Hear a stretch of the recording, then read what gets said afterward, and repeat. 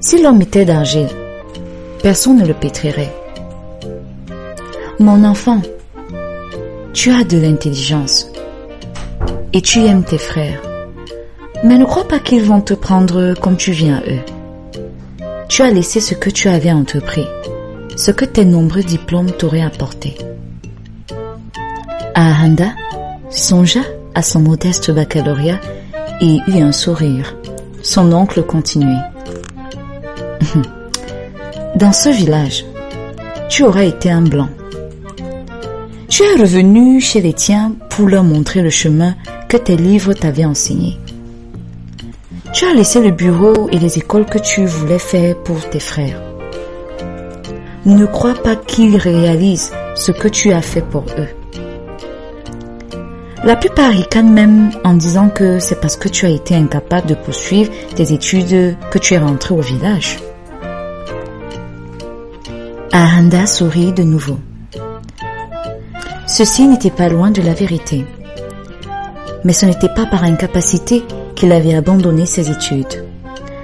Sa nature profonde l'éloignait des livres. Rien n'est grise d'autant que l'odeur de la terre sèche, brusquement mouillée par une de ces averses qui brutalisent le sol, comme mue par une vengeance longuement contenue. C'est une odeur qu'on voudrait aspirer entièrement, sans en laisser la moindre bouffée à un autre. C'est une odeur qui vous fait découvrir la futilité, la vanité des fragrances prétendument raffinées dont se targuent les parfumeurs les plus réputés. On souhaiterait voir son corps transformé en un immense nez sous ses pores devenir autant de narines. C'est l'odeur. Chaque fois qu'il pleuvait, Ahanda était aux anges. Il souhaitait alors avoir des narines grandes comme des cavernes, assez larges pour respirer au maximum ses senteurs.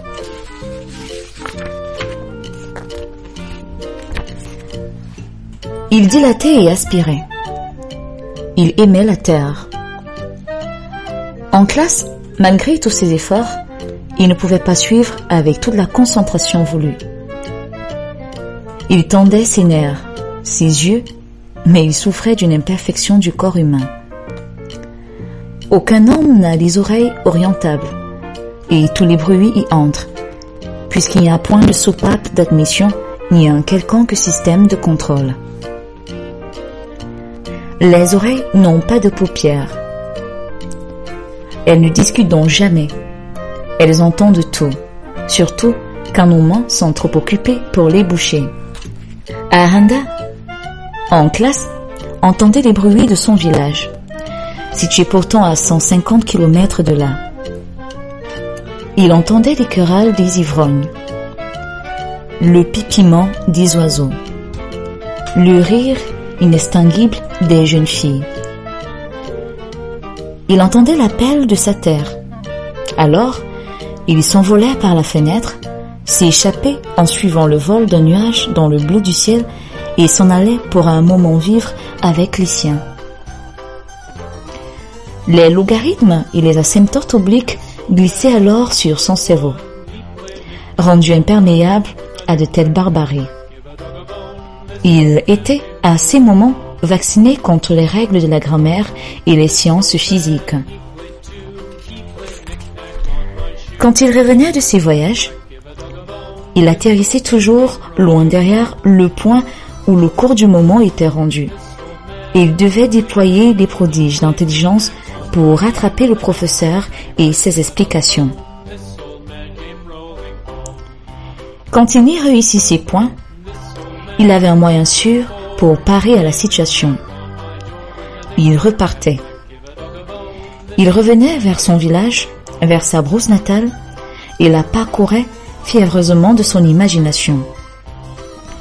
C'étaient des minutes merveilleuses. Puis il était retourné au village pour toujours, avec un baccalauréat qu'il avait passé plus par l'honneur que par désir. Il ne fallait surtout pas laisser des bonnes langues décortiquer sa réputation. Son père s'était pavané devant tout le village en parlant de ce petit-fils dont les exploits scolaires étaient dus au pédigré. et ne faisait que continuer sur un autre terrain les espoirs guerriers et synergétiques de son ascendance. Jusqu'au jour où Ahanda lui asséna la nouvelle comme un coup de massue sur la nuque. Il n'allait plus retourner à l'école. Jamais Fleuve ne connut plus de remous. Les sœurs et les cousines de sa mère, convoquées en catastrophe et réunies en séance plénière, hurlèrent comme des cochons sous la machette d'un villageois un jour de première communion. Puis elles allèrent, de guerre lasse, à invoquer les esprits de tous les parents morts pour qu'ils interviennent. Si on ne peut dire avec précision si ceux-ci reçurent l'appel désespéré de toutes ces femmes, une chose demeure sûre, ce recours aux fantômes fut vain. Aucun esprit ne se manifesta et Ahanda ne retourna pas à l'école. Le malheur des uns fait le bonheur des autres, souvent leur richesse. Chaque fois qu'un incendie, une épidémie, une guerre se déclare, il y a toujours des gens qui se frottent les mains et remercient le ciel d'avoir enfin pensé à eux en leur envoyant ce témoignage de sa bénédiction. Les usuriers, les prêteurs sur gages, les pharmaciens, les médecins et les vendeurs d'armes réalisent à ces occasions des affaires d'or. Chez nous, hormis ceux-ci, il y a bien sûr les sorciers, une caste qui, quoique puissamment apparentée à celle précitée, prétend plutôt leur enlever le pain de la bouche en parant au malheur de l'humanité, grâce à l'action invisible, mais omnipotente des forces cachées du cosmos avec lesquelles elle commerce. Le père d'Ahanda investit une fortune dans la sorcellerie, mais son fils devait être réfractaire aux influences occultes, et ni les invocations, ni les diverses poutres, décoctions et herbes discrètement mêlées à ses aliments, enterrées sous son lit, laissées sur les traces de ses pas, n'eurent d'autre succès que d'hériter le jour où il découvrit tout ce qu'on lui faisait avaler et fouler à son insu. Mu par une colère jupitérienne, il décida d'aller tordre le cou au sorcier favori de son père. Celui-ci eut toutes les peines du monde à l'en dissuader. Il dut promettre d'abandonner toute initiative tendant à faire revenir Ahanda sur sa décision. La cupidité des sorciers s'appelle colère des esprits bafoués. Il dut aller calmer celle-ci avec une forte somme d'argent, de peur de voir son fils perdre la vie dans les délais les plus brefs, frappé par quelques mains invisibles guidées par ces légendaires colères qui nous viennent d'outre-tombe. Son désespoir ne décrut. Mais si peu, car qu'un villageois, même s'il est chef de village, à côté d'un haut fonctionnaire du gouvernement, juché sur sa montagne de titres, de diplômes et d'attributions. Que le jour où Ahanda se vit les chefs du village. C'était là un honneur. Quand même, quand le père d'Ahanda était un peu instruit, et être instruit demeure pour beaucoup être allé à l'école des Blancs. Nos livres nous ont toujours présenté nos chefs de village comme des chefs de villageois. Et villageois veut dire arriéré. Nos auteurs nous ont convaincus, et le père d'Ahanda était comme nous, que les chefs de village étaient les rois des imbéciles. Même s'ils avaient un baccalauréat, et surtout s'ils en avaient un, car qui détenant un tel diplôme serait assez fou pour abandonner un avenir les plus brillants dans le but de devenir le chef des imbéciles, qui sinon un imbécile en chef. Mais au moins, maigre consolation, ceci allait rapporter poulet et cabri à Ahanda, c'est-à-dire à son père, car n'étant pas encore marié et n'ayant pas à sa case à lui tout ce qu'il recevait, il devait le remettre à son père conformément à la tradition. Les litiges ne manquaient pas au village et le tribunal siégeait 2 fois par mois. La coutume réclamait des droits de justice en nature, vin, bière, poulet et cabri selon la gravité. Durant les fêtes au village, le chef et bien sûr son père avaient des parts respectables des victuailles du jour. Ahanda ambitionnait de révolutionner le village. un seul remède dont il croyait avoir inventé la formule devait chasser la maladie endémique de la contrée. Il avait inspecté, prospecté et s'était rendu compte du potentiel énorme dont dispose le moindre de nos hameaux. Il avait 2 ennemis principaux. Le premier étant le vin, ce redoutable pompier qui éteint la flamme de toutes les ambitions et noie les cerveaux les plus ardents, les plus inventifs. Il n'y a pas de bonnes idées, aussi tenaces fussent-elles, qui aient résisté à des cuites répétées. Il brise aussi les meilleurs bras et casse les dos. C'est un extincteur, un acide.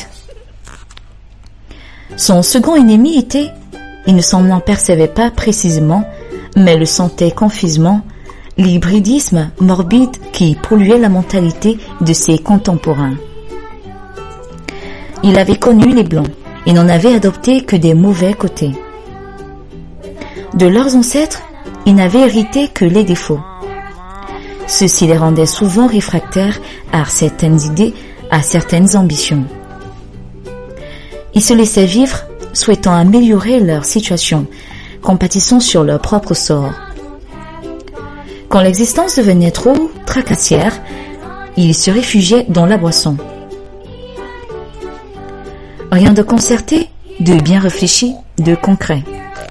Aucune initiative, rien que des projets fantastiques, mirobolants et qualité indispensable et inhérente à ce genre de projet irréalisable.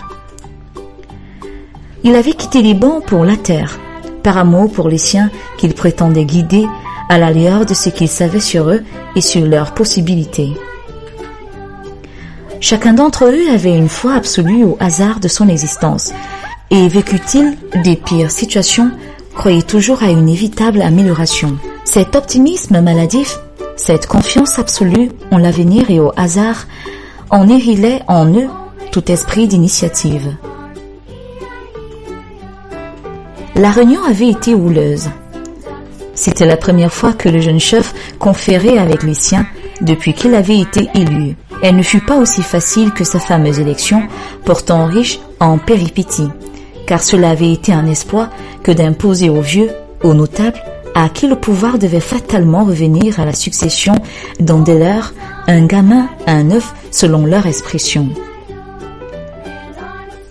Les jeunes l'avaient supporté, plus par l'esprit de bravade que parce qu'il accordait une certaine importance à sa candidature. Sa famille ne l'avait pas rejeté, cela ne se fait jamais, mais lui avait accordé des suffrages avec la même grâce que celle que témoignerait un bookmaker obligé de parier sur un canasson paralytique contre les pur sang les plus fougueux. Seul un de ses oncles, issu d'une famille éloignée de la sienne, avait un chef-d'œuvre d'éloquence brisé l'hostilité de tout le village. Un être humain, dont la tête arrive au niveau du genou, est un homme à part entière. Haut jusqu'à la hanche, c'est un homme à part entière. Si sa tête arrive à hauteur d'épaule, c'est un homme à part entière. Si sa tête surplombe le plus haut de nos baobabs, c'est un homme à part entière. Rien ne diminue cet enfant. Il a toujours vécu avec nous. C'est l'un des nôtres. Il est un blanc, car il a été à l'école. C'est peut-être Dieu qui l'a pointé du doigt. La chefferie est un essaim de guêpes, un panier de fourmis maniant. Il veut supporter toutes ses peines. Laissez-lui le fardeau et voyons s'il a des épaules solides. C'est peut-être l'image de la chefferie transformée en pénible fardeau, qui ne connaissait d'ailleurs la turbulence et l'insubordination des villageois, qui fit céder le mur élevé contre les initiatives d'Aranda. Il fut élu, ce qu'il commençait d'ailleurs à regretter au sortir de sa première réunion avec ses administrés. Il n'avait jamais imaginé que tant de sornettes puissent être émises en un si bref laps de temps. Il était déjà au bord de l'abrutissement et luttait de toutes ses forces contre la crise de nerfs. L'alcool tue les microbes, c'est bien ça qu'on nous dit dans nos livres. Au village, personne n'était plus assez arriéré pour ignorer ce genre d'informations. Oui, mais il tue aussi l'homme. Ah non, chef, tu te contredis. C'est plutôt l'eau qui est dangereuse pour nous. Et comment cela? N'est-ce pas toi qui viens de nous dire que les maladies comme la bilharziose, la dysenterie, la malaria, l'onchocercose nous viennent de l'eau? N'est-ce pas toi qui, en citant tes livres de blanc là, nous a appris que toutes les maladies étaient provoquées par les petits insectes invisibles appelés microbes? Tous les noms de maladies ayant été énoncés en français avaient été prononcés d'une façon surprenante. Oui, mais alors, il faut boire de l'alcool. L'eau avec toutes ces maladies est trop dangereuse pour l'homme. Bien parlé, mon enfant. Il disait tout cela pour ne pas nous donner à boire. C'est-à-dire, comment peux-tu réunir tant de gens et les laisser assoiffés? Tu cherches déjà à nous tuer. Amène la boisson que tu nous as gardée, sinon moi je rentre chez moi. Le jeune chef venait de parler des conditions hygiéniques catastrophiques du village. Il avait osé signaler qu'il y avait en moyenne une latrine pour 30 habitants. Chaque buisson tenait lieu de Vespasienne, les porcs, les chiens, les poulets étant commis au nettoyage. Les ruisseaux constituaient des cabinets de toilettes très sollicités. On les salissait, on s'y nettoyait, on les polluait, on y buvait. Les premiers habitants du village vivaient dans de meilleures conditions et ne connaissaient point toutes ces maladies. C'est honteux pour ce village de se laisser insulter par un gamin. Chef, bien sûr, mais comment est-ce qu'un chef peut ignorer les vrais mots de son village? Enfin, ne sais-tu pas que haine et envie sont les vraies maladies de ce village? Chacun passe son temps à jeter les sorts à ses frères, à envoyer les maladies aux autres, à détruire les récoltes avec les gris-gris les plus divers. Va t'asseoir et réfléchis mieux à tes paroles. Certains tentèrent de défendre la première personnalité du village. La plupart grondèrent contre lui. Une femme d'âge mûr exposait une théorie scientifique assez étonnante, révolutionnaire même sur la cécité des rivières. Nous connaissons 3 formes de cécité ici chez nous. La première est naturelle. C'est une maladie comme la fièvre ou la gale. La deuxième est accidentelle, quand on a les yeux crevés ou brûlés dans un incendie par exemple. La troisième est due à cette sorcellerie que beaucoup de gens pratiquent aujourd'hui pour tuer leurs frères, tant est grande leur haine, irraisonnée pourtant. Avec la tienne qui nous vient de la rivière, ça en a fait 4. Moi je n'en demande pas l'existence, seulement je soupçonne les Blancs de nous l'avoir sciemment envoyée. Le jeune chef protesta bruyamment au nom de la science. Et puis, il avait étudié, avait lu dans les livres que la radio elle-même... Enfantillage! Tu n'es vraiment qu'un bébé fou. Qui fabrique les radios et les livres? N'est-ce point les Blancs? Est-ce qu'ils peuvent laisser leurs secrets à la portée du premier venu? Nous ici là, on a vu les Blancs quand ils commandaient ce pays. On sait comment ils agissent, et ce n'est pas un œuf pondu d'hier qui viendra nous l'apprendre. N'avez-vous pas remarqué le nombre inquiétant d'avions qui survolent ce village? Et ne trouvez-vous pas étrange que, au moment où le nombre de survols au village croît si brusquement, leur radio, même si parfois elle parle dans toutes leurs langues là, se met à jacasser à propos d'une mystérieuse cécité? Les Blancs me disaient dernièrement, mon beau-fils, qui habite la ville, fabrique maintenant de très mauvaises choses. Ils prennent une maladie, la transforment et la rendent plus virulente, incurable même. Ils fabriquent les bombes capables de détruire toute la terre. Les ordures de leur usine tuent maintenant tout chez eux ici là. Les poissons, les oiseaux, les plantes. Qui vous dit que ce n'est pas un fléau sorti de leur fabrique qu'ils sont venus nous balancer ici, du haut de leur avion? Vous allez voir d'ici bientôt. Il y aura plus d'aveugles dans ce village que de gens disposant de leur vue normale. Et si cela ne se vérifie pas, je verrai peut-être ma mère morte depuis si longtemps. Cet exposé avait été accompagné de tant de gestes expressifs que tous l'avalèrent. Nul ne connaît mieux son auditoire qu'un vieux de nos villages devant ses villageois. Mieux qu'un virtuose sur l'instrument de sa gloire, il sait toujours quelle corde jouer pour soulever la foule. Il peut la faire vibrer sur toutes les gammes, sur tous les rythmes, la transporter sur n'importe quel état d'esprit. Dans un face-à-face, ils sont tout simplement invincibles. L'art de la parole est incomplet s'il ne s'accorde de gestes précis. L'éloquence n'est pas seulement oratoire, elle est aussi gesticulante et grimaçante. Les vrais orateurs ne disent rien d'extraordinaire avec leur langue, mais laissent leur corps s'exprimer au maximum.